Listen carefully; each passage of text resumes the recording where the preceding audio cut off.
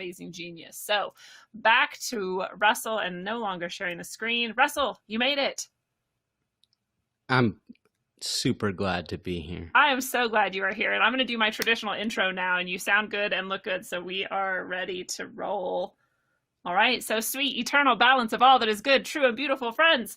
Tonight, I have the great pleasure of hosting a friend and fan of Rogue Ways, an artist and a musician, a philosopher and a ponderer, a lover and a fighter, a human whose passion pours through in every moment of life, and the man with not one, not two, not three, but 4 repeating letters in his name, Russell Babbitt, the host of As Far As I Can Tell. Welcome to Rogue Waves.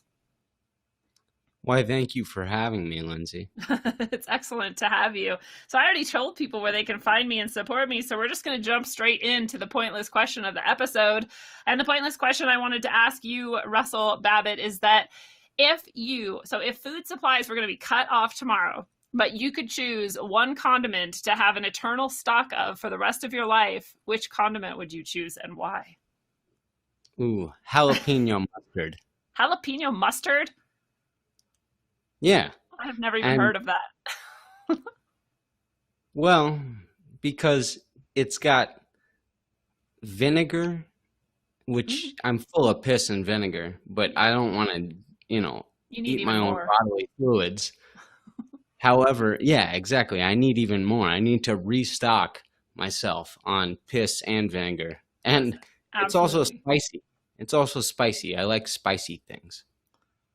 I love that choice. I was actually trying to figure out which I was going to do. And when you just said vinegar, it reminded me of all the 1,000,001 uses of vinegar. So I'm going to have to go with vinegar. Even though I think you can make it pretty easily yourself, it can be used for everything. It kills things. It kills weeds. It kills bugs and bad guys. It can be used on it can be used for skincare. It keeps your skin healthy and young looking. It's amazing. Vinegar is an amazing source of all goodness. So I have to go with vinegar now.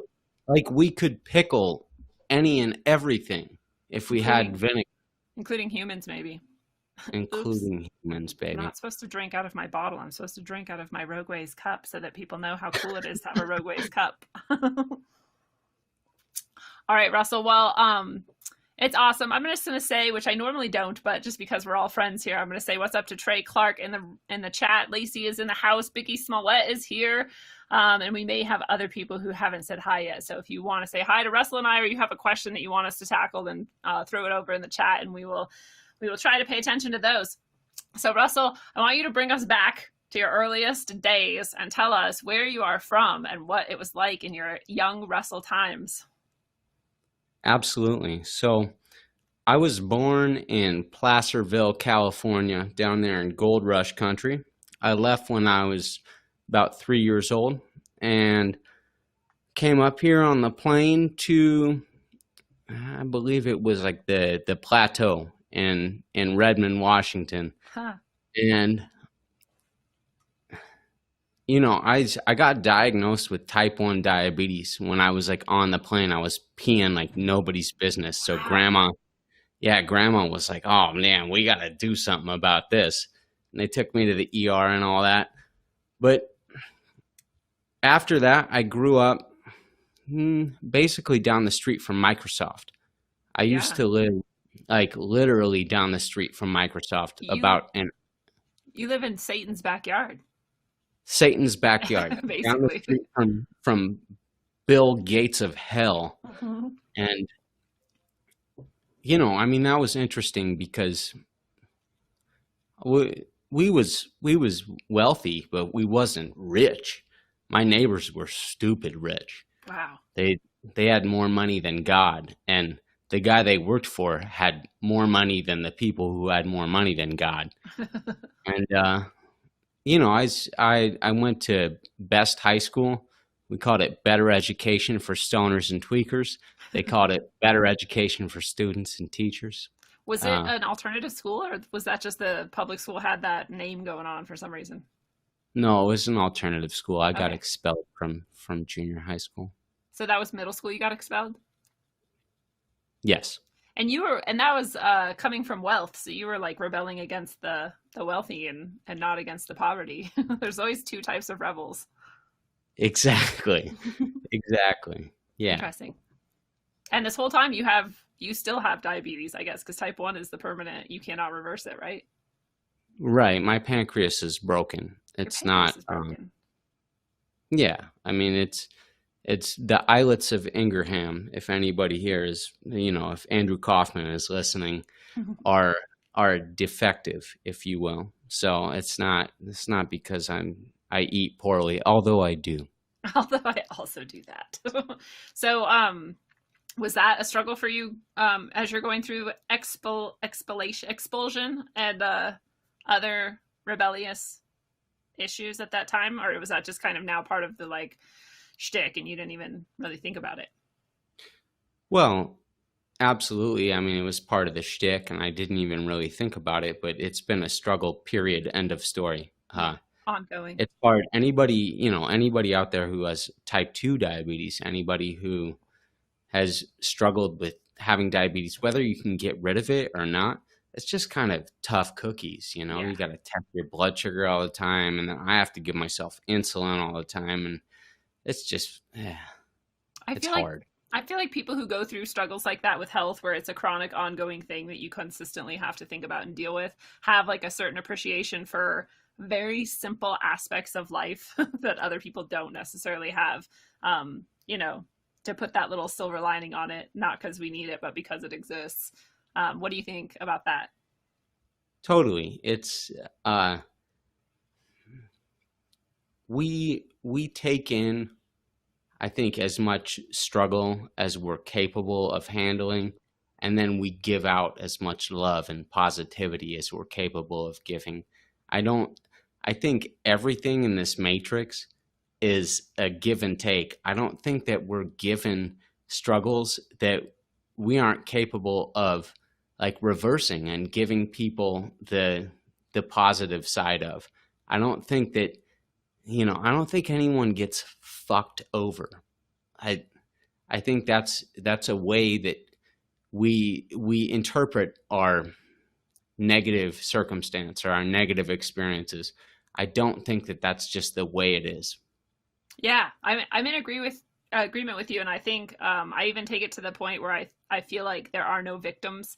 Um, and I mean, I have a hard time even saying that because I know there's children who are being harmed, and I cannot imagine that there is a reason for that or that it's a good thing or you know what I mean or that it serves a purpose. But at the same time, in every single experience I've had where I felt like a victim, where I felt like I had been sort of shit on by life, I have later understood sort of the purpose for it, or at least like what gift I took from it. And so yeah, I don't really know how to sort of merge those two things, but that's I have that understanding myself. It's at It's least hard to similar. rationalize or justify children being hurt as some of these really extreme examples. But that being said, I think when you get into like the reincarnation matrix, when you get into these really deep kind of beyond life ideas, Yeah. it's there's points to be gained in every single existence, folks. I mean, even if you had it 100 billion times worse than me, you came in here for a reason and you'll go out for a reason. And if you remember that and you remember that you're here to gain soul tokens, you're here to gather bits of your spirit back, you'll end up in a better place. Amen. I like that. I like that visualization. It's like easier for maybe some people to grasp, like getting bits of your spirit back, and it also aligns with a lot of shamanic traditions, so it makes sense to me. Definitely, I like that. So, but going back, you were in alternative school because you had been expelled in middle school. And what was that like? Was that a better situation for you, or was it kind of bullshit, or how was it? Well, it was good. I got expelled because I had a Leatherman in my pocket, and they searched my locker because I had given somebody a friend of mine will withhold his name in order that he might not be shamed. But I had a Leatherman in my pocket, and it was like, I mean, the thing was broken. It was totally fucked up. It didn't even work. you couldn't open it, but I had a knife in there. But I had given him a catalog of things like such as Arctic sniper rifles and Kevlar bulletproof vests and etc. Just a etc. literal catalog that you can like look through. Yes, Okay. absolutely. That you could order guns from. But I wasn't so that he could harm anyone. I mean, he later went on to be an ace sniper, and competitively. But Nice job, buddy. yeah, and You were just exactly, supporting his passions. What a good friend. I was supporting his passions. But I ended up at best because of that. And the kids there, they used to bully me and stuff when I first got into school. But as I kept going there, we had wonderful teachers. Shout out to Natalie in the homeroom. Shout out to Riley. You guys were cool as heck. And they fostered as much positive growth as they could to me. And I ended up a better man than I would have been had I went to just the normal high school where, it's the same thing. You're exposed to the same bullshit ills of society, and you're not given any motivation to speak freely and any motivation to hold yourself up on your own principles. And at best, they did encourage me to be me, whether or not me was acceptable to society, which it wasn't. That's a beautiful thing. That is very rare. And what a gift to be given that. I hate that alternative schools are some of the only places where you can find this, what should be what's offered to every single individual and every single human throughout their growth. It's a shame, but I'm glad that you found that. See, there we go. You were expelled and you could have felt like a victim, but you actually found something much better. So then you went on from high school, and how did you find the world as you were entering adulthood? How was it for you? Well, when I was 16 years old, I started playing the guitar at the Pike Place Market for money. It's fucking rad. Pike Place Market is so awesome. I was playing when I was 11, but then somebody told me that there was people playing at Pike Place, and there was people throwing money in their case, and that was all I needed to hear. This is awesome. you can get paid for doing this. You don't have to be a rock star. You can just live like one. And so I started playing there, and long story short, I got mixed up with the bad crowd, with the bad guys. Not the bad, not like at Pike's Place. Oh yeah. Yeah, there's some skeezy shit going on there. Not they, but the bad guys of Pike Place. And so I got addicted to drugs and all that. I started smoking crack and shit when I was 16 years old. It just went from there. It just goes from there. I know, you start smoking crack, somehow you get mixed up in some bad business. Yeah. But it's like you can be a great person smoking crack, but you could not stop all the filth that comes along with it. Absolutely. But, and from there, from my drug addiction, I got into a really, really dark place. But through that, I found that a lot of people that really were marginalized by society, people that were cast out to the side, were incredibly valuably smart and wise in really interesting ways. There was a guy, Emilio, and he was from Guatemala. And Emilio, I used to play guitar with him, and he taught me a thing or two about playing the guitar for people. And Emilio said, well, one day I told him, hey, Emilio, you know that Eva chick? And Eva, she used to play in Chris Novoselic's world music band, and she made like $120,000 a year doing 3-month tours with him. Wow. And she played ukulele, like Venezuelan ukulele, super fast, super good. And Eva would play with me in Post Alley across from Seattle's Best Coffee, SBC, back when that was a thing, before Starbucks. Yeah. right before Starbucks pimped everything out, right next to the Pike Place Chowder Company. And Eva, one day, I would smoke pot in the alley, sit there and hit my little spoon, just smoking pot, and then we'd play. But Eva was like, keep an eye out. I'm going to smoke. And I figured, okay, she's going to smoke pot or something. And then I look back and she's smoking a crack pipe. And I had seen New Jack City. So New I Jack didn't, City. Rock a yeah, block, baby. boom, boom. But I didn't really know what that was other than like visually, I was aware of kind of what it looked like. And I look back, I'm like, fuck, is that a crack pipe? But Emilio told me, because I told him, I was like, dude, Eva's crazy, bro. Dude, I did this and da da da da da. She was smoking crack in the goddamn post alley with me across from SBC. And Emilio, I said, she's crazy. She's crazy. And then Emilio said, he pointed at this guy, this dude wearing like a $5,000 Gucci or Armani suit, just walking down the street. He's probably on his lunch break after he's slept with an escort or something, to whatever. Just He was at Deja Vu. Yeah, at the VU. And Emilio said, she's not crazy. He says, she's just hurt. She's suffering. You want to see crazy? See that dude? See that guy? He said, he's crazy. Yeah. He thinks that he's on top of the world. He thinks that he's happy. He's not. He was like, he's crazy. I love Emilio. Emilio is a wise dude. Yeah, he had like 6 or 7 kids in Guatemala that he supported all of them, and he supported them throughout their education, and from knee high to a grasshopper through college. And he was doing that solely through him playing guitar. That's awesome. At the Pike Place Market, and he paid like $300 a month for his rent in a little studio there. Just sent all the rest home.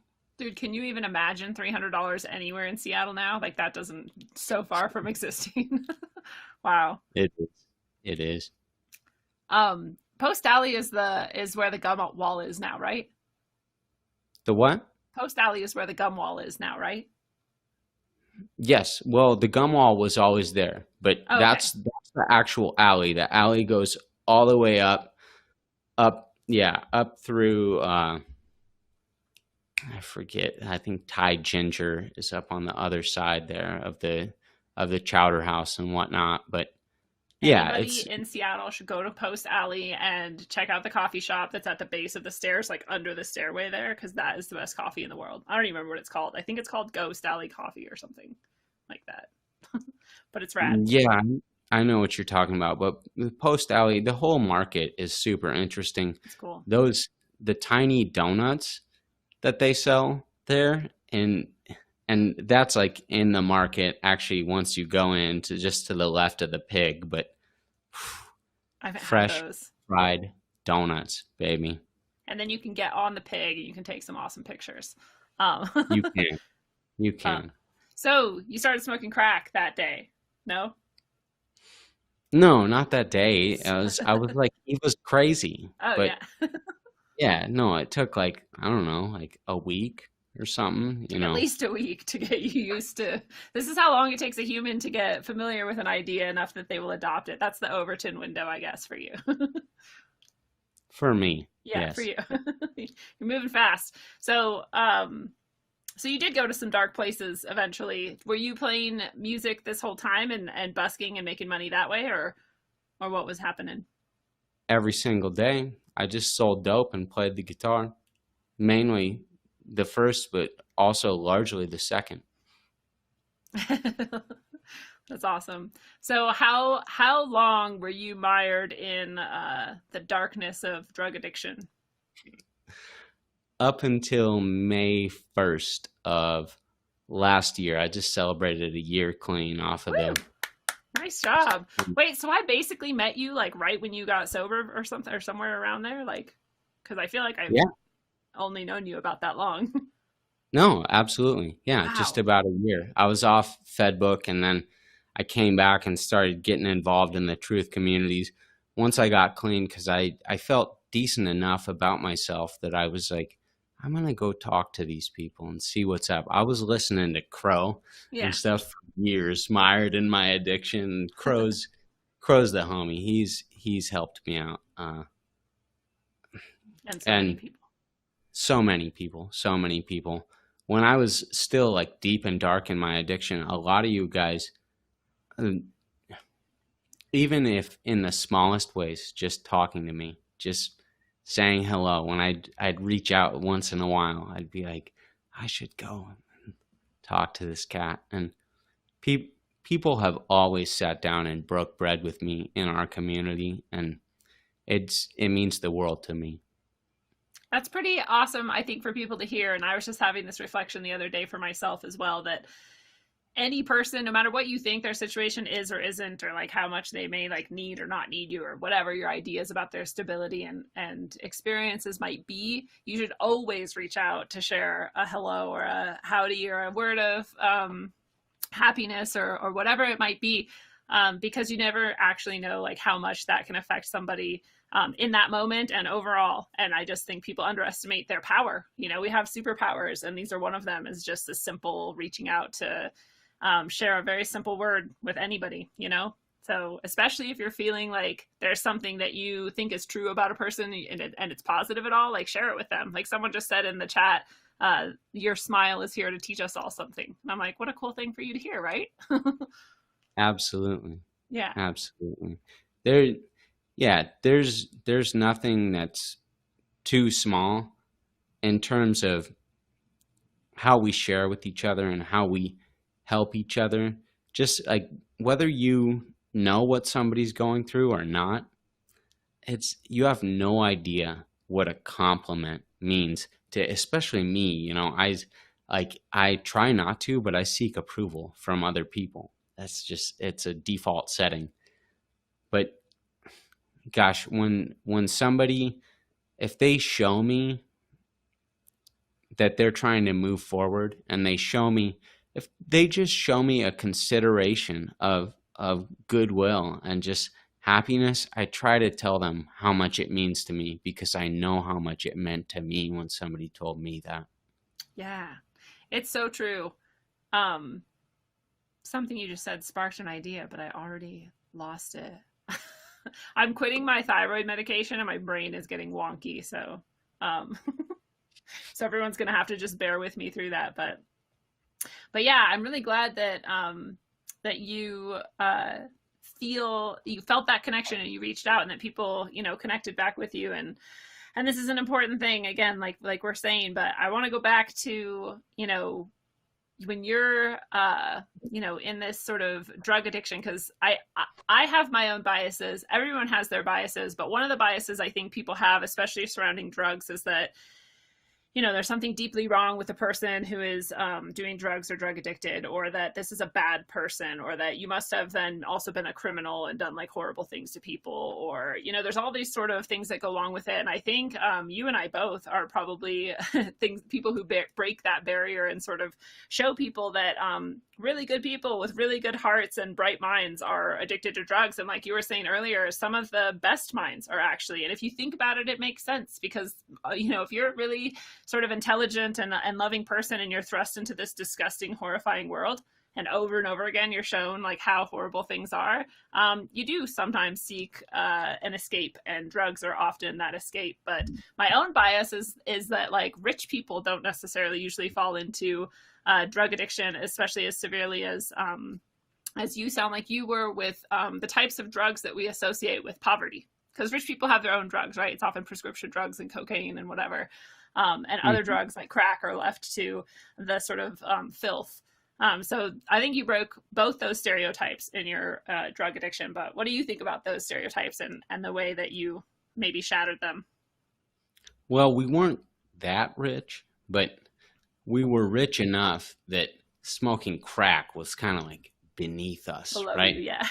Um, and in my experience, it addiction, or I don't even, that term is just so mired in all this bullshit Yeah. poppycock of, oh, oh, you're a victim of drug addiction. Fuck that. Yeah. Fuck that noise. That's I'm with you. bullshit. You made poor decisions. You made poor decisions and you continued to make them. And that, rich, poor, black, white, purple, yellow, indigo, that don't matter. That's just noise, in the background of a static element of poor decision making. And I don't care how rich you are. I don't care how poor you are. You can make poor decisions. That doesn't it doesn't absolve you, and it doesn't keep you safe from making poor decisions like smoking crack, sleeping with the wrong people, marrying the wrong people. It, these Guilty. these things these things are just, they're ubiquitous to the human experience. And I want everybody to know you can transcend them. You can go, just because you married the wrong person, just because you've been smoking crack or you've been shooting heroin your whole damn life, that doesn't doom you to the rest of your existence being like that. It's a decision. When I quit like shooting heroin and I was on Suboxone and fuck, you name it, ton of Xanax, a bunch of prescribed drugs, because I was a doctor shopper. I knew how to get the doctors to give me what I thought was correct. But Guilty. when I was doing that, eventually I got to a point where I was just listening to a lot of truth stuff, and I thought, I want to be one of these people that could just, I don't know, do this stuff. I want to be one of these people where people would take me seriously because they'd be like, that guy's not actively doing dope. Or just, I wouldn't act as if, I wouldn't behave as if I was. And I just really didn't want to live that way anymore. I was just sick of being just sick. I was sick of being sick. People sick and tired of sick and tired. That's a decent way to explain it. It's a good one. What I did was I set a date. I was like May 1st, and I kicked cold turkey. I kicked 24 milligrams of Suboxone, which is, if you guys know anything about long half-life opiates, that's no joke. It's like a massive methadone habit. And I kicked 4 to really 8 milligrams of Klonopin or Xanax on a daily basis. Every single day, you wake up and take it on my own, cold turkey. I didn't fucking go to AA. I didn't fucking, I didn't go to any support group. All I did was just go, I'm not willing to do this anymore. Woo. That's fucking rad. So I love this because, like you said, there's a lot of people who look at the word addiction and there's all sorts of ideas wrapped up in it. And we have this, it's like a chronic fucking death sentence, like, oh, you're an addict. Well, you're a fucking addict and you're a fucking addict forever. You will never be free. You will always desire. You will always be unfulfilled. And the best hope you have is to just give up now and give it to God because you can't do it. And I'm like, that's fucked up. Like, that is some fucked up programming. You are a fucking spark of the universe, and they're telling you that you can't do something. It's like, you can do literally anything you want. And I love stories like yours for that reason, because I want to be really clear that neither one of us is saying that that's easy, or that someone should just like be able to just suddenly like do it. Like, you had a process, I'm sure, that you went through over a vast amount of time. And I'm sure it involved massive amounts of healing and self sort of ripping apart yourself, to criticize and like find what you needed to throw away and be done with and move on, and really, really hard work. But anybody can do that. Yeah, it's a choice. And yeah, I don't want others to hear what I'm saying and oversimplify it and think that I'm telling other people like what to do. Yeah, you just need to do this. But the truth is, all you have to do is choose what you're going to do. and choose what you are doing. Don't don't even choose like what, just choose what you are doing. And if you want to stop doing something, just stop. If you want to start doing something, just start. Yes, absolutely. That's the best way. I'm in total agreement with you. And I really want to underscore that because it was the same exact thing for me for every single addictive substance and every drug and every abuse, substance abuse situation that I've ever been in, including any other bad habit that I had.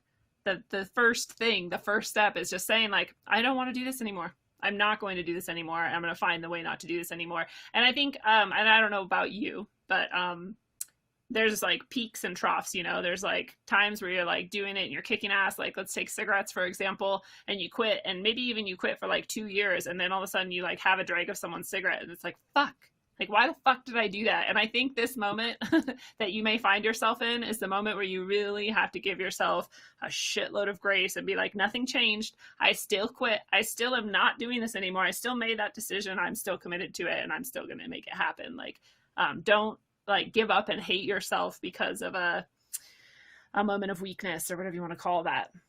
Right, and that whole the whole AA cult, the whole belly button birthday versus your clean date and all, that's fucking nonsense, folks. That's nonsense. Don't define yourselves by one day in your life. You are not a single date in your life. You're not a single moment in your life. You are you. You're an immortal spirit being. You are powerful beyond the means that I have to communicate to you. You are everything that ever was and everything that ever will be, and you can choose who you want to be and how you want to be. And it's not something that you can tell yourself, right, that, oh, I fucked up and I smoked this cigarette on May 1st and that means I have to reset my whole 3 years of not smoking cigarettes. No, nonsense. You still don't smoke cigarettes. Yeah. You're still an immortal spirit being. You're still Russell or Lindsey, and you still transcend all of that noise. Woo! And I wonder what you feel about this too, that that continued, it's like the further you go in this process, whether you're at sort of point zero where you've been, shooting up or smoking crack or doing whatever you've been doing for years, like most days or all day, every day, or however, whether you're at that point and you just realized, oh shit, I don't want to live like this anymore. Or you're like, 8 years deep and you're like, have had your stumbles and you're still going and you're sort of staying clean or whatever. No matter where you're at in that, I think that, you can agree, hopefully, that it's like this ongoing healing process, and that part of the reason you have these stumbles and fault setbacks or whatever is there is something in you that sort of comes up and rears its ugly head, and you never took care of that specific aspect of yourself before. And so now that's presenting itself for you to like, okay, take care of me now. And it's like this continuing sort of unfoldment, because you don't heal in a day. You don't heal in like a moment, and you don't heal in like a year. You got this like lifetime and possibly many lifetimes of trauma that you're healing from. And that's a process, What's coming to me, and it's not like a download, it's just an inclination I get, is that it's like an update.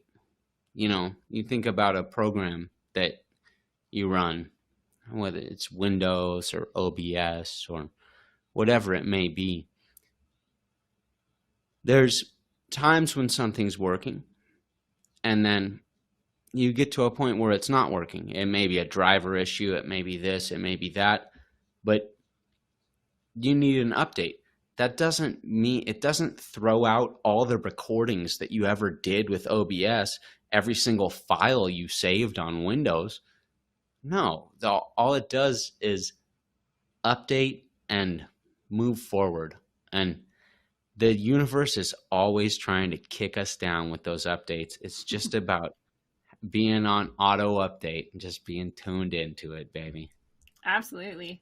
And I love, when you have this view of yourself in your life as this like ongoing sort of work in progress, or this continuously updated version of yourself, or however you want to think of that, I think it makes things way easier, honestly. Because like you were saying, like just do it, just start whatever it is. If you want to do a podcast, like just start it. If you want to, quit drugs, just start doing that, or whatever it is, and just start moving in that direction. And no matter what it is you're doing, no matter what stage of life you're at, you're going to have these moments where you're like, fuck all of this. Like, this all fucking sucks. Nothing's working. And what the fuck is happening? Or like, why is it like this? And it's important, I think, because I think people at both ends sort of like have it wrong. The people who are like, oh, it's nothing but struggle, and so I give up, or the people who are like, well, I'm really, advanced, and I'm like really good, and I'm like far along this path or whatever, and so I shouldn't have like problems like these. It's like they're both like at the extremes, and somewhere in the middle is the truth, which is that no matter who you are and where you're at, you're still growing, you're still moving. Yeah, hold on. Oh yeah, I see it. Yeah, the negative and the positive equal out in the middle. These things they're not like finite points. That mathematically, yes.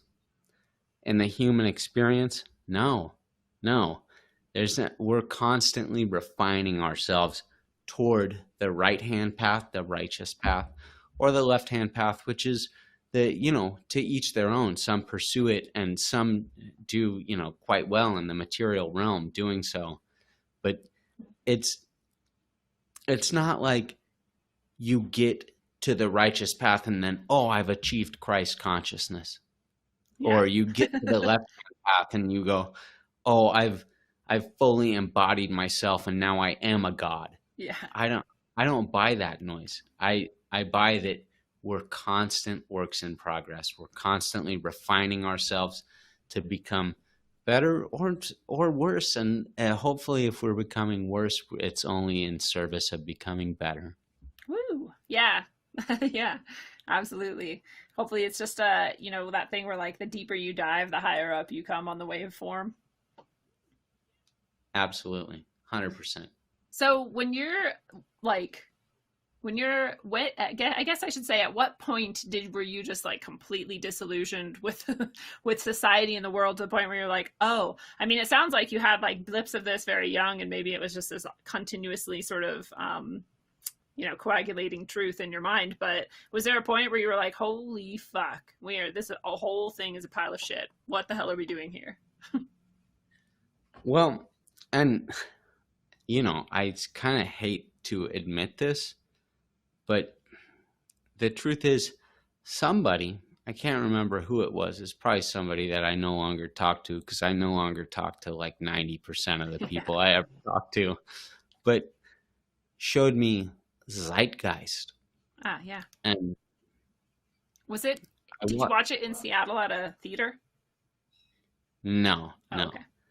I watched it, at my house on my computer, but I saw it, and I saw that, this was talking about planes and whatnot, but I saw that, okay, people believe in this whole 9/11 nonsense, and it's all these outside forces are attacking us. These things are coming from out there to hurt us. These people, these muzzies, or these folks on a plane are coming to kill us with box cutters. And I saw, wait, that's nonsense. There's $2 trillion that went missing. There's a bunch of inconsistencies. This doesn't fly. And at that point, I was like, oh, fuck society. Fuck this whole noise. This is all BS. I'm not buying it anymore. And that, for me, I used that as an excuse to go deeper and deeper into a harmful lifestyle. Yeah, but good point. Regardless, that doesn't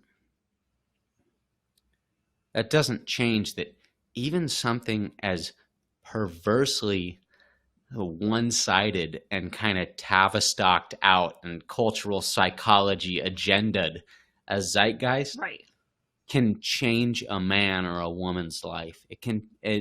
Like just the littlest bit of truth can salt and pepper you into a a space where you find yourself in a whole new arena.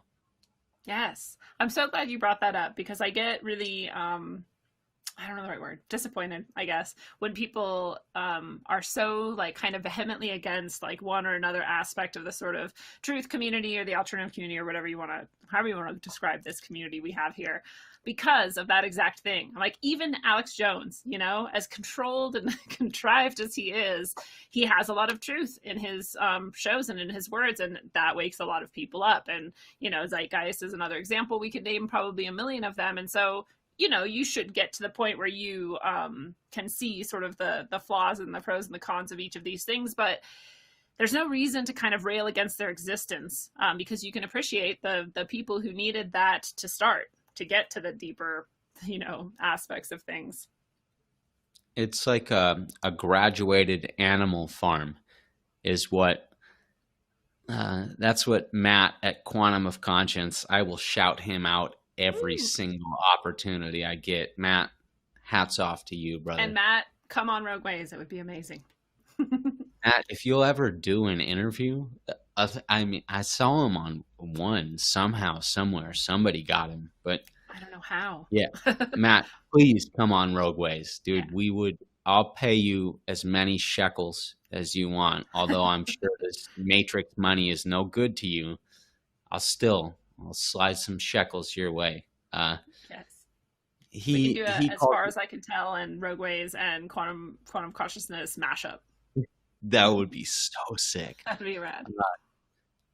Matt says it's a graduated animal farm. He's like, you get out beyond the fence, and the first level is like Alex Jones, and you get out to that, and you think you've escaped the animal farm, and truthfully, you're just in another one. Another and then corral. he's like, you get beyond Alex Jones and you get into the secret space program, and then you're like, okay, I've got out of it. And you know, eventually you get to Quantum of Conscience, and you think like, I've got it. No, you're still in it. It's not, we are all in the graduated animal farm, but we just do the best we can to kind of like escape the system, to not believe that what's written on the barn wall is the truth. And you know, in Animal Farm, it says, one of my favorite lines is like, do you wish for Farmer Jones to come back? You know, it's this threat of like, do you guys want the man to come and bring the hammer down on us? Well, no, but if he's gonna anyways. It's not, we can't escape the reality. We're within it. We're a piece of this. So if we're gonna chop it up, we just chop it up as much as we can, and just know that you're not gonna figure it out, because we haven't figured it out, and we're no smarter than you, but I think we tried really fucking hard. We did pretty fucking good, but yeah, we're not done yet. I like, there's this series I listen to, and it's a Gnostic podcast called Gnostic Teachings, I believe. It's awesome. If anybody wants the link, I'll put it in the chat or something. But one of the guys who I love, there's two main lecturers, and one of them brings up this idea that when you escape the construct, if that's what this is, I just like entertaining all possible ideas, right? So when you escape the construct as a soul or a consciousness, or however you're thinking about this, if you sort of like worked to, you know, bring your energy up to your crown and lighten yourself, and you zoom out of this construct, he said that's not the end. He's like, in fact, that's the most dangerous point, because that's when you find yourself in the next level of the trap, which is even more deceptive than this one. And I was like, Jesus fuck. Like, so like this, we're struggling to even get to this point in this construct. We're not even close to the fucking zooming out of it yet. And then there's like the worst level. Like, wow.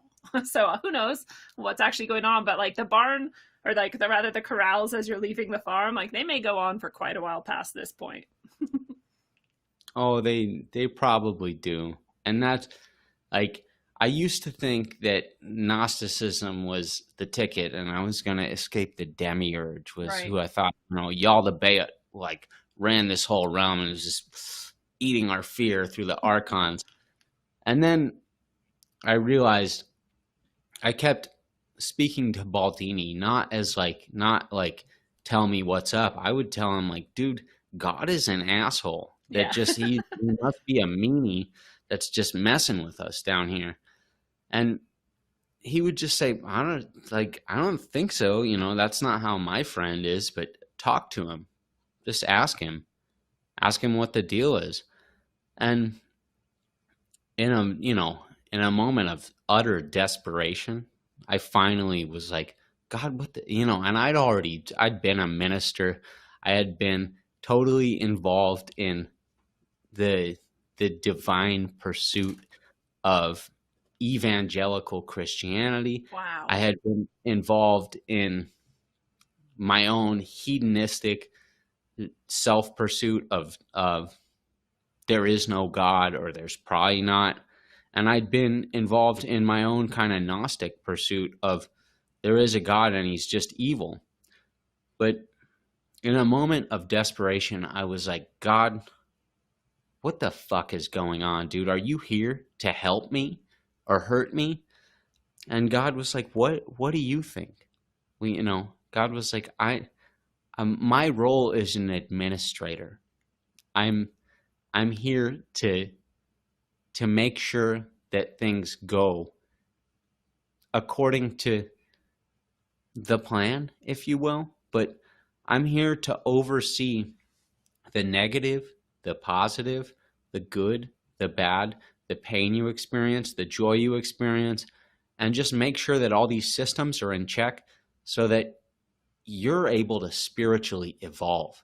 It's a super hard job and you wouldn't want it, bro. And if I explain to you the struggles and strifes that I go through in order to oversee this and make sure that it goes off without a hitch, you wouldn't understand.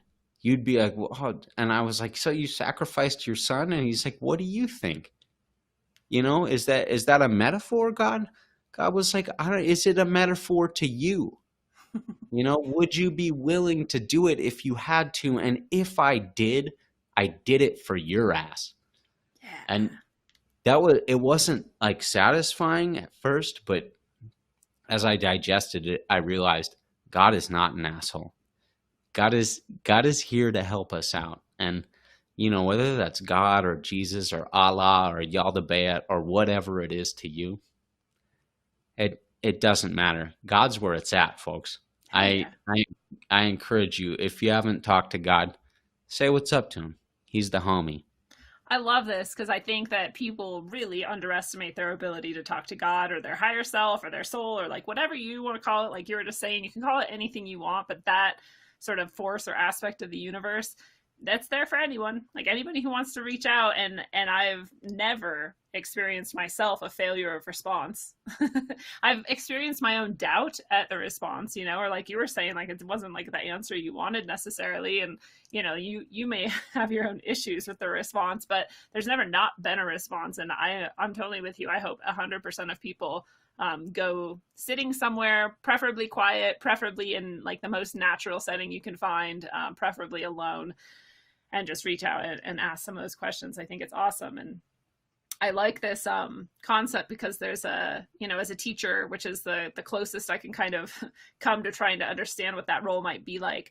Some of the least powerful learning I can sort of facilitate for a student would be one in which I say, okay, you have to do this and then this and then this and then this, and you have to do it like this, and you have to do it in this much time. Now go. Like that's not powerful at all. I ever facilitated for a student was one in which I said, what do you want to learn? How do you want to do it? Okay, go do it. And it's not that easy if you feel like you're a fucking control freak. And it's not easy to watch them struggle or fucking cry or like freak out about having all that much freedom. But when whatever they learn, no matter what it is, like those are learnings that they're going to take with them for the rest of their life. So I can get that, when I'm looking at like what this might all be, that if you have absolute freedom, those are the most powerful learnings that you're going to ever get as a soul evolving. Yes, miss. And that's what it is. It's just a constant evolution. we're just rolling with the punches, folks, and hopefully we pick up not only scars and experience points as we go, but we pick up memories. Memories are, that's what I'm trying to harvest in this lifetime is, well, I want experience points. I do, because I desire to escape this incarnation matrix. But I'm trying to form memories with you guys. I'm trying to make you and me together. I want to form meaningful, important lessons and tasks that we carry out together. And that's why I love the truth community, because things that I want to do that are way far out, from what the common Joe is interested in doing, we get to do those. And even things that are, I guess, kind of common or normal, what just the average bear would want to do, we get to do those as well. Me and Chanrak Icarus have started a group called Kitchen Talk. Everyone, please join on Facebook. And we're going to do a movie night. We're going to do a all request hour with Babs and Icarus. It's going to be like music videos and whatnot. We're going to do an art sharing. We are going to do some jam sessions. It's going to be great. And it's a place where we can check all the truth other than our own personal truth of our current existence, and just kind of what's going on with us in our own family lives, in our own home lives at the door. We don't have to talk about Bill Gates. We don't have to talk about the vaccine agenda, the ID 2020. In fact, we encourage people to not post that, and we're not censoring anything, but we're just like, please leave that. We already know what the fuck is going on there. Keep it as like a social interaction where we can have like a hangout time and whatnot. Yes. Yeah. Yes, absolutely. You paused your video hung for me, but mine's been fucking up here and there too, but hopefully other people's experience is more smooth than ours. Who knows? It came back on demand. Came back. We manifested it. Dude, the other day, this is just random as fuck, but the other day I was like, you know what's weird? Like, everywhere I've been in the world, all over the world, Asia and fucking Turkey and Istanbul and South America, like every state I've been in, there's some kind of seagull and there's some kind of crow, like everywhere I go. I'm here in Colorado now. I've been here since like last August or September or something, and I've seen a lot of crows and ravens, but I haven't seen a fucking single seagull. And somebody's like, yeah, we're not anywhere near the water. I'm like, no, I'm often not near the water when I see them. Like, why are there no seagulls here? Since that day, I have seen flocks of seagulls every single day. I'm like, what the fuck? like I just somehow just never ran into them this whole time, as much as I'm outside doing shit. And then the day I say, like, where are they? They all show up every single day from there on. It's just a random manifestation. Those guys' hair, flock of seagulls. So dope. So dope. Like, people have cool looks, I guess, nowadays in pop music, but in the 80s, they were on some next level shit. I mean, flock of seagulls, like if you saw that dude walking down the street and you were just walking down, you'd double take, what? I have to look because I have no idea what you're even talking about. So oh yeah, flock of seagulls. Oh damn! Yeah. Amazing. Horns and shit. Wild. Wild. I feel like we can't have that anymore because we've already done like everything there is to do. There's like people wearing fucking meat suits and like, nothing at all, and like there's and everything in between. So I don't know if we can like even have shock value anymore. Like, okay, everyone's been shocked thoroughly. Like now we have to go back to wearing like what we did in the 50s or something to be shocking.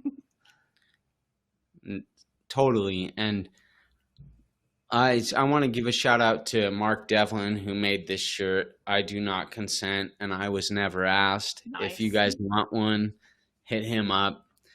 And he's done extensive work on Tavistock and cultural psychology manipulation, but he pointed out a group, the Sex Pistols. You guys are probably familiar with them. There was a lyric where I think it was Sid Vicious, but the lead singer said, "You ever get the feeling you've been cheated?" And he was like, he wasn't, it sounded like he was talking about the government to you and I, to the listeners. And I was like, yeah, I did. I got that feeling. I don't think he was talking about the fucking government.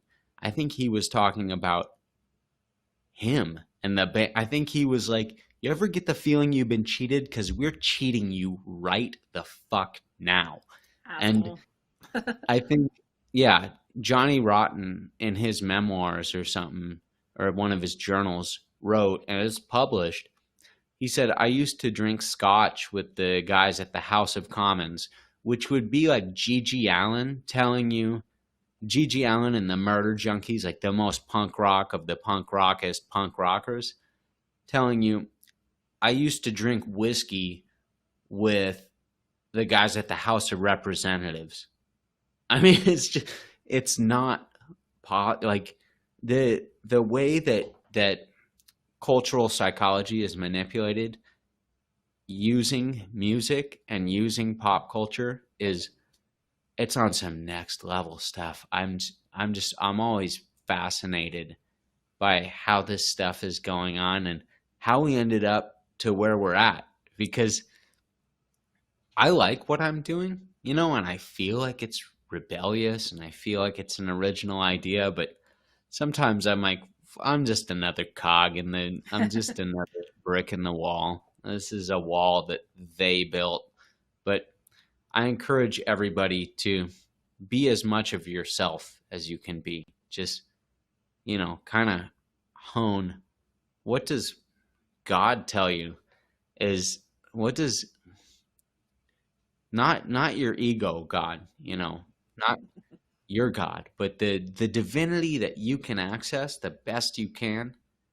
Try to dial up to that and see what that tells you to do. If it tells you to go sit on top of a mountain and hum Om until ad infinitum, do that. If that truly tells you to go smoke crack in an alleyway, which I highly doubt that it would. Right. It's whenever I was speaking to the real God, it was never down with that. But if it does, go do that. Maybe that's what you need to do. But authenticity is of prime importance. It is of paramount importance at this point. And I just want to encourage everyone to try to be as authentic as you can. Try to be as real as you can. I say a lot of shit on the internet that people would probably not agree with. If you guys ever been on my Facebook, y'all already know. But I just try to be authentic. Well, this is another great, fantastic point, because I feel like I'm Donald Trump when I just said that. This is a great, fantastic point. Great point. It's the best point. It's huge. But but it is because, it's exactly like, I hate it when people are like, oh, I fucking found the path. You guys, this is the path. Everybody, you have to wait. Why aren't you doing it this way? That's not the path. This is the path. Come over here. And I'm like, dude, that's your path. Like, chill the fuck out. It's cool. Share it, show people, be like, hey, here's a path. If you want to come on this path, come on this path. And if you don't, that's cool. Go on your path. Like, but I hate it when people feel like they've arrived, they know the way, they've discovered it, and there is no other way. And I hate that shit. But I also love the point you made about honesty and authenticity. And someone in this chat actually earlier said, like, how refreshing is it, to have this level of honesty that we have right here. And I think people drastically underestimate the ability to affect the world in amazingly profound ways just by being exactly what you just described, just by being exactly who you are, where you are, and 100% honest about that. Because whether it's something, where you're sort of sharing like a path that you found because you found it or whatever, and that's your honesty in that moment, or whether it's you're sharing like a fucking failing and like a moment of darkness maybe, and you're like fell off the path, you don't know what's going on. Both of those are helpful for people. People can then look and see like, oh, maybe that's the way I want to do it, or like, oh wow, that person also has this thing, like I thought it was just me, no one ever talks about it or something. Like, you just underestimate, I think, how much that is another superpower that you have of just being you and just being honest about it. You know, maybe there's some shit you don't have to share with people, but I don't think there's much that you should hide, at least. So radical honesty for the win. Dude, can you imagine the world if 100% of people were just radically honest? I mean, like, shit would crumble in a moment. It'd be amazing. Oh, it would. I went and got my blood drawn today because, you know, I have autoimmune disorder, diabetes, and I got other things and whatnot, and I have to go for some things to the hospital to go get my blood drawn, or I could go to a lab or what, but that's where the lab is. And I had to put on a fucking mask and all this. I was just tore up about that. But Yeah. I went to the lab, and then I told the gal that was drawing my blood, I said, just between us, off the record, like no one's ever gonna know that you said this. What do you think of all this stuff? The whole virus thing. She said, well, I mean, there's something going on. Like there's people are getting sick. And I said, well, yeah, certainly. I mean, people are getting sick. Yes. But I said it seems disproportionate, the reaction as to what's happening and what's going on, all these measures that they're taking. And she said, oh, yeah, totally. She's from Russia. Wow. And she said, the problem is that in this country, people are so unhealthy that they're getting sick. And I mean, they were already sick. Yeah. And then I started telling her, I said, check out this guy, Dr. Andrew Kaufman. And I was like, you might be interested in this. And I said, he speaks a lot about terrain theory. And she said, what's that? I said, well, it's basically the idea that Pasteur, whatever, the guy that invented germ theory, which all of modern medicine is based upon, was wrong. And shortly after he came to those conclusions, he was proven wrong by peer-reviewed science. Like anyone who was really paying attention knew, okay, well, that doesn't make any sense. And I said, terrain theory is basically, to sum it up, it's that ground that is like fertile for illness. If you have soil that's already kind of corrupted and just like bad terrain, then illness will manifest itself out of that terrain. And that can be easily mistaken for something from the outside coming in. And she goes, yeah, I get that. That totally makes sense. And I was like, yeah, go check it out. I didn't tell her to check out my podcast or anything because I haven't done any really good work on it. But I did tell her to check out Kaufman, and I hope to God she does because she seemed like a real sweetheart. I do believe that maybe I changed a mind today. Yeah. I love that. These simple conversations you can have with people, and if they are curious, then they can learn something. And especially if you can approach them in the sort of way you did, where it's like very, very low risk, and you're proposing a totally open question. You're not proposing a conclusion. Then that sort of is a method of stoking curiosity, or like creating the fertile grounds for curiosity to emerge if it exists in there. But how nice to find a mind that is curious to at least some level. That's cool. I also don't tend to promote my show, and it's not for that reason. It's because I never ever think of it. I'm just like, do not think of telling anybody that I have a show or what it's about or anything. It's very, very strange. But somebody said once, and I think it is true, that artists are the worst promoters of their work because they're not doing it to get promotion or get attention or get whatever. They're doing it just to create because that's what they love to do. And I think that is exactly my failure in this way. I'm like, I just like to do it and I love it. And it'd be awesome if somebody wanted to come along and like promote it for me, because I try every once in a while. I'm like, oh yeah, I should like post some links and things, and then I do that for like 2 days and then I forget for 2 months. But if, speaking of promotion, if anybody listening didn't know and hasn't seen it, I did have Dr. Andrew Kaufman on recently, and you can go check that out. And I also have had Mark Devlin on, and you can go check those episodes out. I have not had Sid Vicious on. Is he dead? I don't know. Hopefully. Hopefully. I'd have him on. I'm always like, dude, I'd have almost anyone on, because I think people are fascinating to talk to and learn their point of view and their sort of theories about things, and you know, their experiences are awesome. So even assholes and horrible people I would have on. But that's why I'm here. Unintended consequences, for the support and donation. I really appreciate that that support there. Dude, all kinds of people have come out in the chat for you, Russell. You are loved and supported. It's awesome. But I was so happy to see the amount of people who showed their support and RSVP'd for this show. It got put off just due to unforeseen circumstances twice. But I posted in the little Rogue Ways announcement for this, I was like, this is going to be epic. It's going to be like South Park when they put off Black Friday for a week and then they put off Thanksgiving until December 3rd because George R.R. Martin was like, just put it off. And I posted a little GIF and it shows all these people in the Black Friday parking lot. They're like, this is going to be a bloodbath. But I'm pretty sure that we were able to drum up even more listeners. Drum up anticipation. Yeah.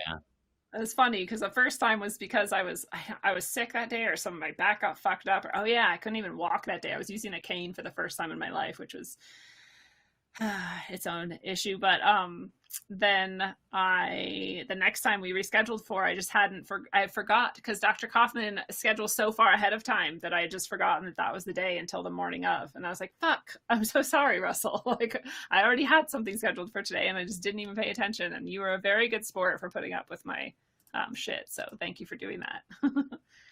But he's the man. And honestly, I'm just glad to be here. I'm glad that somebody wanted to talk to me.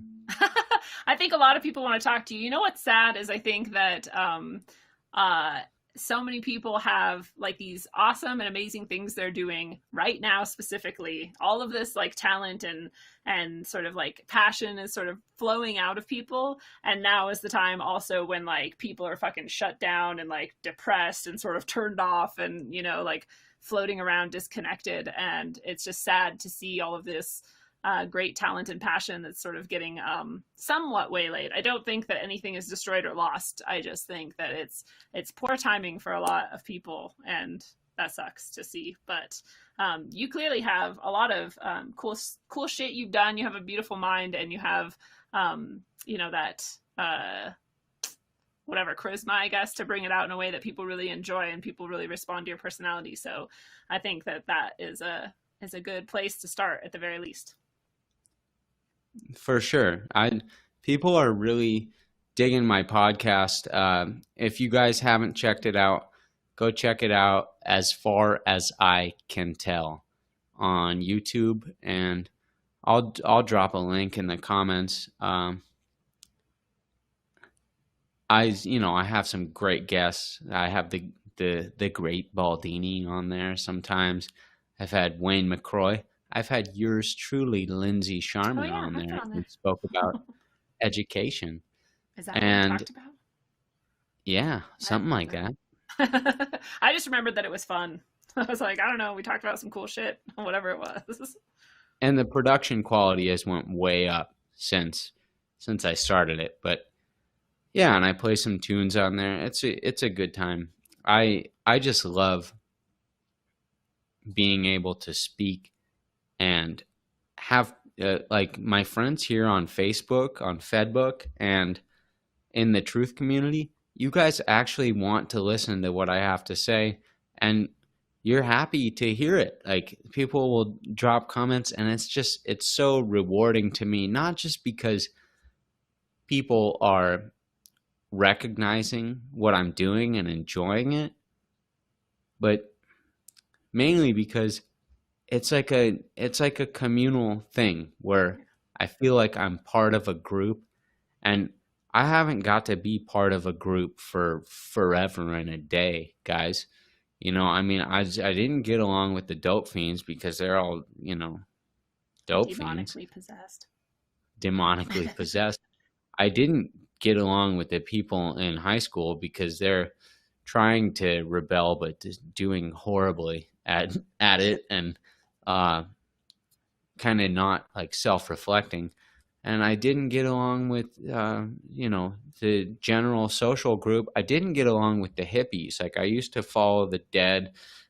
Granted, I'm 35. I'm not old enough to have followed the Grateful Dead, but the Dead, String Cheese, all those folks. And although they're very countercultural and they're very kind of anti-establishment, they're doing it for all the wrong reasons. It's a big excuse to have sex and eat LSD. Yeah. And if that's what you want to do, folks, that's one thing. But to do that and think you're bucking the system, you're not bucking the system. You're falling exactly into their traps. That's the sad thing, is there's so many aspects of the trap that are so very, very effective because they're matched perfectly to our natural state of being in our psychology. And so they're very like, they know where we want to do. But I love that you brought up the idea of the group and not having been part of a group for a very long time. And that's actually where Rogue Ways started as well. It was out of a group that started by accident, by chance. And the people who formed it, we were all in the same boat. Like, we all were having so much fulfillment from interacting with each other because it had been so long that any of us had felt like we were seen and heard and accepted and part of something, and it sounds almost like cult-like if you just left it at that, except that people come and go. There's no stakes in it at all. It's an open sort of thing, and it's just friendship and support. But the power of that is immeasurable, and how many people's lives have been transformed, some in very significant ways, has been amazing to watch. And the show wouldn't exist without it. It literally was created because people were like, hey, maybe we should like talk about some stuff. Hey, Lindsey, you talk good and stuff. Why don't you do the thing? And like, that's, where this came from. And so many other shows have come out of that group as well. Slow News Day, Steve Poikinon's show, came out of this as well. Some shows that are no longer with us, but, were good while they lasted, like Breaking Basic and some other things. And, there's a surge of sort of creativity and spontaneous goodness that came out of that. And it's another thing that I think is our superpower, and that is just connecting with each other, and again in honest and authentic ways. And the transformation and creativity and beauty that can flow out of that is so cool. So I think that if anyone is sort of doubting that they have a power, like, go be a part of a group like this and see just your presence can do so much. Yeah, do a podcast or a vlog and just show it to me, and if it sucks, I'll help you refine it. Now, I'd like to talk about the evolution of our graduated animal farms, of our truth seeking abilities and discernment. Like, did you ever believe or buy into the secret space program? I actually think that's one that I never did. Like, I mean, I entertained it. I was like, maybe that's happening. Like, it's like, it's not impossible. But I never was like, yeah, this sounds so true. And like, I never got into that one. But I think that it appeared on the scene after I had already gone a decent way down the sort of rabbit holes, and so it didn't really grab me. But I can see why it would be very enticing. Oh man, I was all over D. Wilcock and the blue birds and the freaking reptilians and the mantises and all that Joker stuff. And I swear to the creator this stuff was real deal to me. It's as real as it gets, as real as the earth, as far as I can tell, seems to be flat now. Mhm. The earth was a spinning ball surrounded by a bunch of different extraterrestrial beings that were in some type of galactic conference meetings, managing their treatment of humanity and human affairs, and putting faith in the idea that these beings had a stake in human affairs and that they were making sure things went as they saw were correct, even if it was totally out of my hands, especially because it was totally out of my hands, was so comforting to me for many years. Yeah. And What a nice little then safe trap. absolutely. Then I saw, and I have I have a unique awakening story because I don't have that much cognitive dissonance. I'll look it up right now. I have what they call schizotypal personality Oh my disorder. God. I do too. Oh, do you? I never even knew that the other people knew what that meant. Because when you That's say it, it makes people think that you're schizophrenic, and it's like not that at all. no, Not even no. close. But the symptoms are being a loner and lacking close friends outside of the immediate family. That's not Flat, true with me. well, But kind of sorry. me. I'll stop interrupting. Flat emotions or limited or inappropriate emotional responses, not so much. Persistent and excessive social anxiety, incorrect interpretation of events, such as feeling that something that is actually harmless or inoffensive has a direct personal meaning. Now, me, I take that as, honestly, I can tell when a motherfucker's looking at me sideways. Yeah. But Okay, I can see that I actually had this when my therapist told me I did, but that was like 8 years ago, and I don't think I do anymore. I don't think I am that anymore. Anyway, go on. Because I peculiar, could see all this in myself back then, but I think I don't have any of this anymore.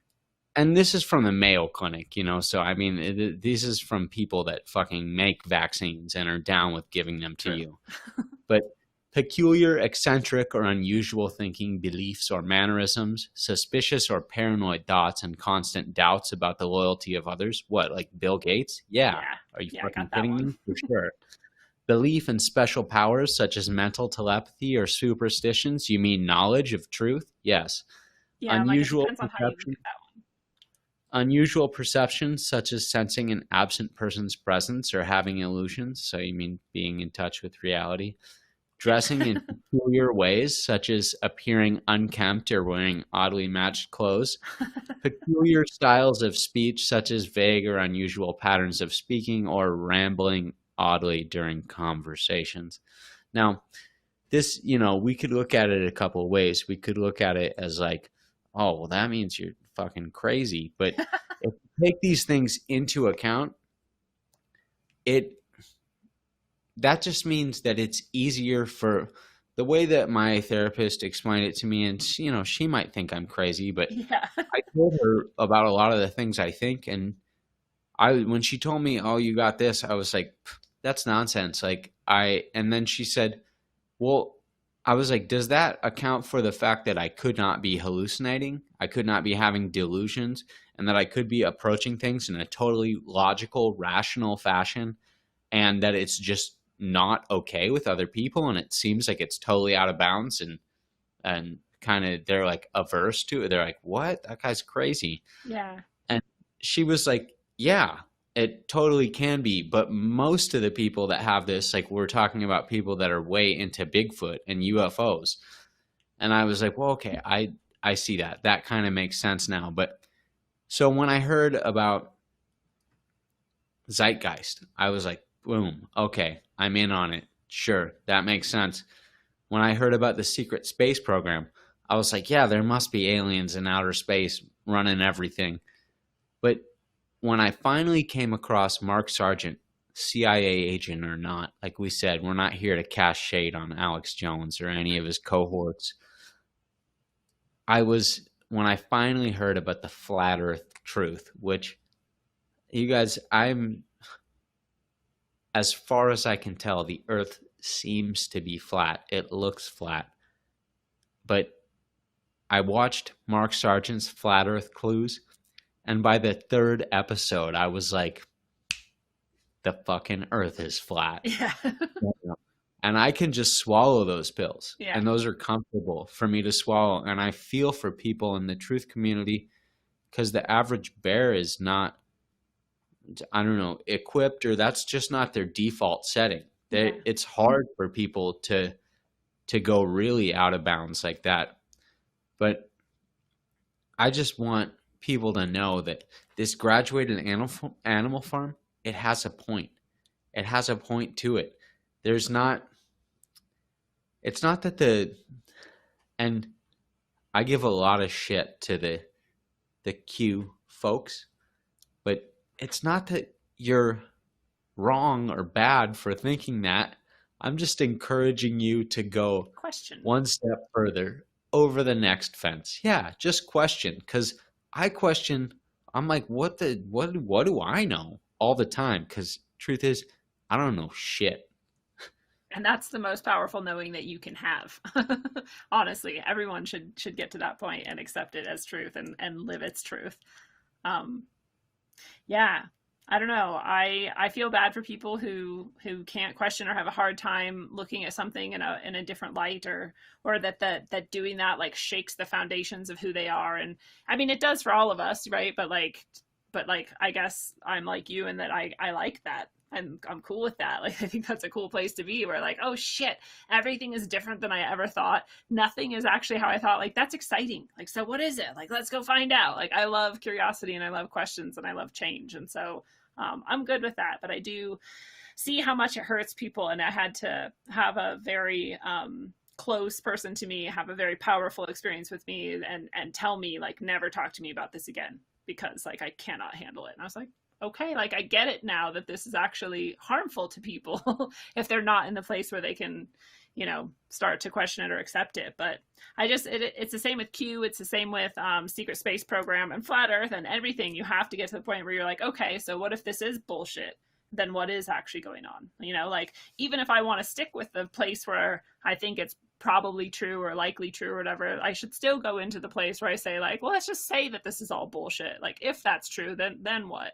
And I think that's very powerful. And especially with the Secret Space Program, I think, I guess I should say with everything, but with the Secret Space Program thing, I have a sort of gripe with it, because I feel like people stop then and never question. And like, if a blue avian showed up at their door, they'd be like, oh, hallelujah, and like run into its arms. And I'm like, what if that's a fucking, like, who knows what the fuck? Like, what if you shouldn't go running into its arms? Like, maybe just stop, pause, and ask yourself, like, if there are all kinds of entities all around you, like, what is their purpose, and why haven't they done a lot of out in the open good with it? And like, I don't know, just question it. Be safe, be safer, and question things. This is what I have to say to any of the ETs, or what I would say they're probably interdimensional demonic beings. But why didn't you tell me what the shape of the Earth is? Why didn't you tell me that heliocentrism is provably false nonsense?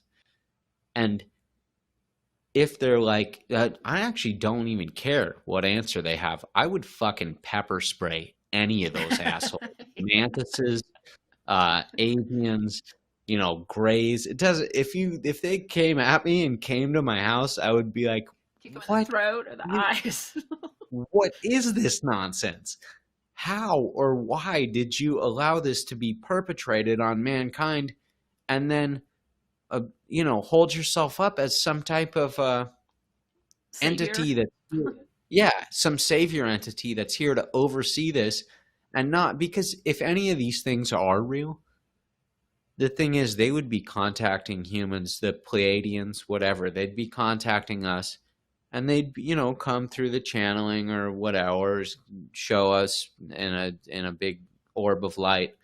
They would be telling us, look, your plane has been inaccurately described.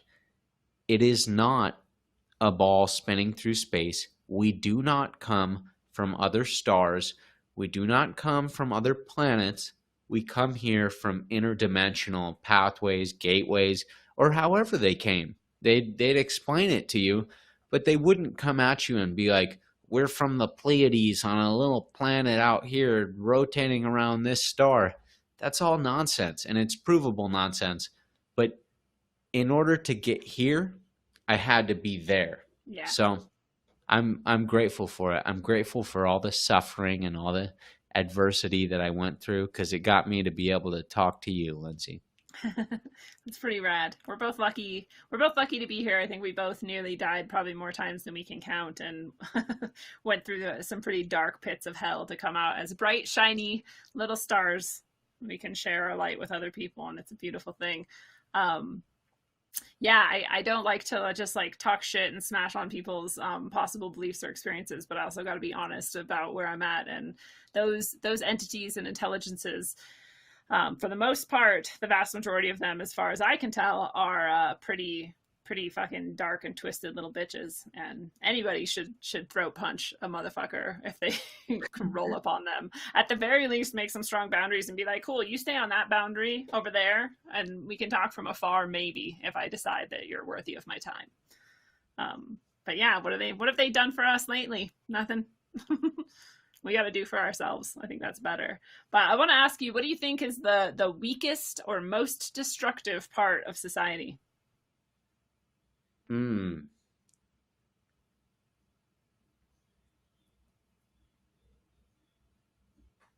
Hopium.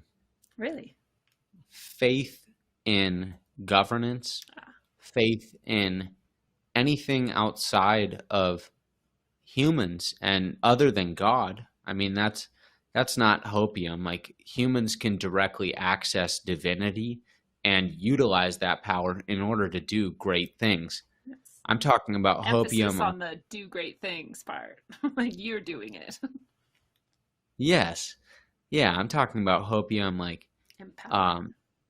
Trump will save us, our fearless leader will save us. Doesn't matter if it's Trump or JFK Jr. or JFK himself, or you know, the deepest of deep dark states, and hopium that good or bad things will happen. Anything outside of our own personal control it's not our concern. The Stoics would say, if you can't control something personally, don't even worry about it. And I see people all the time putting faith in this, that, or the other in order to make things okay. And I don't see it happening. I don't see anything becoming okay by things that are outside of our own individual or our collective purview in order to change. I love that answer. It's a really good point. And it's funny, I think people mistakenly believe that I'm a very religious person sometimes, because I do talk about God and Jesus and, my spiritual. If you see behind me, though, I have an altar and a lot of like Native American things. So I'm definitely not that kind of religious. At least I have like a syncretic mashup at best. But, I do talk about Jesus, and I do love Jesus as whether it's a morphogenetic field or whether it's an actual dude who fucking sticks around for some reason, or whatever the force of Jesus is. I talk about him a lot. And even then, I never for a second have been sitting here waiting for Jesus to like show up and fix things, I think that's another aspect of what you're talking about. And it was funny because when Phoenix Aurelius came on the show recently, the second one, if anybody's interested to go check it out, we did a live IDF radionics, basically assessment of some things. And one of the questions that people submitted was, is Jesus coming back? And the answer was like a hard no. And I like laughed. I was like, this is awesome. Because, I think if you want to think about something coming to save you at all. It should be your own empowerment and your own choice and your own actions that is saving you, and therefore the world. And you have help in all of these different aspects around you, including your like friends and family and pets and whoever, and Jesus and whatever spiritual allies you have. But you don't wait around for them to make shit happen for you. You still go do it yourself. So I really like that answer.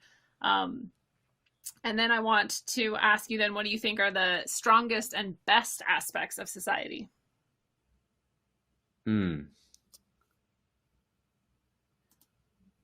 I think culture, like local and I guess personal, small scale culture. When it gets to a large scale, I think it oftentimes gets perverted and manipulated. But culture, as in like me and my parents would always go to these potlucks in our community, and everyone would bring a casserole, and we'd sit down and we'd talk shop, and we would nurture each other and help each other figure out, hey, Bobby needs his tire fixed. Who fixes tires? Russell needs a microphone. Who's got microphones? And more than that, it gets more condensed in spiritual kind of pursuits, like the Christians, the Muslims, the Jews, the natives, the whoever. Then you get into these cultural rituals, and I think ritual is a very, very healthy, powerful thing. I think that getting together and repeatedly doing things like just this podcast, I think within our truth culture, our truth community, getting together, whatever you do this 3 times a week, right? I think getting together and harvesting the positive benefits and aspects of that culture is the most enriching and positive thing we can do, is having these groups where we help one another, and we have little sections where in sections humans are all right. In little sequestered areas where, it's us and our buddies, we could get along just fine. And it's not because we're better than other people. It's because we have a small area to manage. And I don't know. I just think culture is something that's been robbed from us. And I think that we've been homogenized. And I think if we can get back into having those cultural kind of groups and those rituals that enrich us as groups, we'll be that much better off. I love it. I love the community aspect of that, which some people were pointing out in the chat too, which is, I think, a really important part of what you're talking about. And that is sort of that hyper local culture that you're describing does create communities. And that is, I think, part of its power. And I love ritual and rites. And I especially love making up my own, just from based on my own understandings of, symbolism or meaning or whatever that I've created for myself. And I encourage that in people. And one thing that I got from the Gnostic lectures that I like to listen to is this idea that any ritual or practice that becomes automatic and unthinking is no longer worthwhile. And so like these are powerful tools that we have, that you also have to make sure that you're not just, because it easily can become just like this thing you do. It's repetitive and you're not really in it in the moment. And it becomes not only maybe pointless, but possibly very destructive too. And so we have to, don't mindlessly do anything really. I mean, we could say that about anything, but ritual and community and all of that, be like present in it, make sure it's dynamic and evolving maybe would be good. Mm-hmm. But so what sustains you and keeps you sort of moving forward on this path or any path that you travel? My dog. I love it. Is this dog new? Because I just started seeing posts from about your dog. Or is this an older dog and I just started seeing posts about him? No, I haven't posted that much of Daisy except recently. I've been posting her. Daisy is my best friend in the whole world. and I would do anything for her. And I mean, I wake up for other reasons, to move through the incarnation matrix, to harvest spirit tokens, but it's mainly to walk my dog. It's Awesome. mainly to spend time with her. And she gives me hope for a brighter future. She gives me hope that things aren't that fucking bad. She's still got dog food. I still have human food. And it's authentic. It's real. It's legitimate. There is nothing complicated or hard to understand about that. And her satisfaction brings me deep and meaningful satisfaction. That's so beautiful. One of my best friends in my life was a dog. That relationship is pretty pure. And I don't think it's a coincidence that has the same letters as God. I think we do that shit on purpose, subconsciously or not. But sure. Where do you hope to head from here? What are your goals? Where are you going?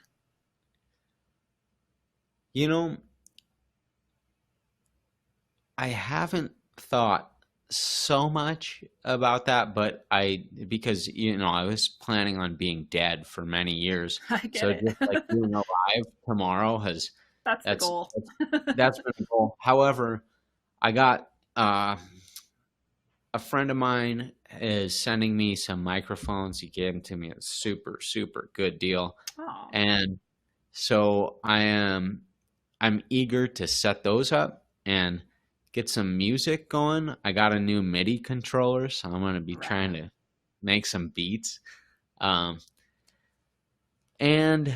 I want to expand the podcast. I want to eventually do some live streams like you're doing here. And I want people, anybody who's got something to say and who feels like you can actually say it and not, I guess, not waste my time, but if you got something to say and you know what the fuck you have to say, boom, get in touch with me. Yeah. I'm the guy. I would love to speak with anybody who's got something on their heart and something you're passionate about. I don't care if it's gardening. I don't care if it's,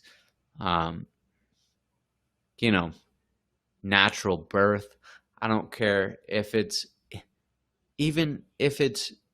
just your favorite CNN shows. If that's what really makes your heart thump and you've got something to say about it and why you believe CNN and why you think Dr. Fauci is the bee's knees, contact me. Get in touch with me. russellbabbittmusic@gmail.com. That's where I want to go from here. I just want to roll out not just my truth, the truth of humanity in general. And I'm going to bust your balls if you come at me telling me Dr. Fauci is the bee's knees. But I will give you the respect to let you speak freely. I love it. What a beautiful goal to have. I hope you don't find this, but this is what I found in the few years that I've been doing this, because I have the exact same, like, dude, if you've got some shit you're putting together, some ideas that you have, and you want to come on and talk about it, like, I just love to talk to people. And some of the people who have the most amazing, like, research and connections they're making and, like, ideas that they're doing, and I'm like, dude, come on, Rogue, let's talk about this. Like, they will not do it. They're like, they think either that they're not ready or that they're not good enough or that what they're talking about isn't epic enough. And I'm like, no, that's the whole thing. And we both have said this earlier in the show as well. Like, you just have to just do it. Like, just go jump into it. Just try it. It's a lot less terrifying than you think once you start, honestly. So I hope you have better luck than me at getting those people specifically to get on and start talking, because I think people don't understand that all the other people out there talking about their ideas are exactly like them. There is no difference, and they're starting in similar ways and from similar places and whatever. And it's just, you just got to do it, man. We want you to come on and talk about this shit. For sure. I was shaking in my boots because this is my first interview, right? Really, this is the first time that somebody wanted to talk to me and like put me on the air. But I realized, I thought like, well, Dr. Kaufman or Baldini or Wayne McCroy, they're just men like me. And like some of them have been on my show. Yeah. And I fumbled things around. I fouled some things up, and nobody's come and cast shade onto me or shook their finger at me for making mistakes. All they've done is try to lift me up and call me up, not call me out. So I just encourage anybody that's got something to share, come and share it, and we'll call you up. We won't call you out. Whether you do it just on Facebook in our small little groups, or whether you want to come on one of our podcasts, or if you could possibly get Crow to talk to you, boom, do that. You might want to bring your A game in that case, but I was lucky to have Crow on the show twice, and that was really awesome. I have to right now say thank you so much to Steve Mercer, who just did a super chat. That's awesome, Steve. Thank you very much. But people are loving this show, and I know that they will love your show if they haven't already been over there. And at least they love you here. If they have been over there, they love both. But yeah, there are some people who eventually will come back. So like those people who I'll be like, hey, you should come on Rogue, you should talk about this stuff, like it's so cool. And they're like, no, I couldn't, like, no, I can. And then like a year later they'll email me and be like, okay, I'm ready to come on Rogue. And I'm like, oh dude, I totally forgot. What are we gonna talk about? Like, let's do it. And Gordon Hamill is one of those people. He's in the chat right now, and he is probably like me and doesn't promote shit very well, but everyone should go check out Gordon's chat on Rogueways too. His story is pretty awesome and amazing, and you guys would love it. So Gordon the came people on. who do end up coming back like blow minds. Gordon came on Rogue. Yes. Oh, I'll go check that out. Yeah, no, it's a great episode. I think it sucks because sometimes people are like, oh, I don't know that name, I'm not going to listen. And it's like, no, dude, some of these people who come out of the woodwork have the most amazing experiences and ideas. And I wish people would just give more of them a chance. But I mean, it got a lot of views, a lot of hits, and people who watched it loved it. But I just think some people probably pass it by because they're like, I don't know that name. I know Crow. I'll go watch that one. Well, I mean, you're like me. It seems like you don't do it for the hits. I mean, I love the support, and I love that people care and they're enjoying it. But we do it because we got something to say. We're like, hey, check this out, you guys. I have something to say, and we think it's worth saying. Right. And it's just priceless when people do appreciate that, because then it's authentic. You're like, I was just saying this shit, and I was trying, hopefully somebody would listen to it, but I was trying to say it authentically so that I could say what I meant. And I just want to thank everyone who's ever listened to As Far As I Can Tell, and everyone who's ever listened to Rogueways, because it's great that I can come here and just be me, and Lindsey can ask me these questions, and that you guys give two SHITs about it. Yes. No, it is amazing. And I remember starting out being like, holy shit, like 10 people watched this video. Wow. And like now I'm like, oh fuck. Like, but it's funny because the further I go into it, the more I'm like, I just try not to pay attention to how many people might be watching now or might watch later. Because if I think too deeply about it, then I start caring about what I say and how I say it instead of just saying it and just moving forward. But, and I think maybe you'll found that too. And one of the things that I don't want to like talk like you don't already know these things, but since we're talking about like starting the show and getting into all this stuff, some people will eventually come and just hate on you for no reason, and they will be calling you out and not up, and so it's nice to be like ready for that and not care about it and realize that people are just sometimes petty and pointless. There's a lot of good criticism that comes out of a lot of good areas, and then there's also random bullshit that comes out that like isn't helpful and never needed to be said. And so that's annoying. And there's also people who are going to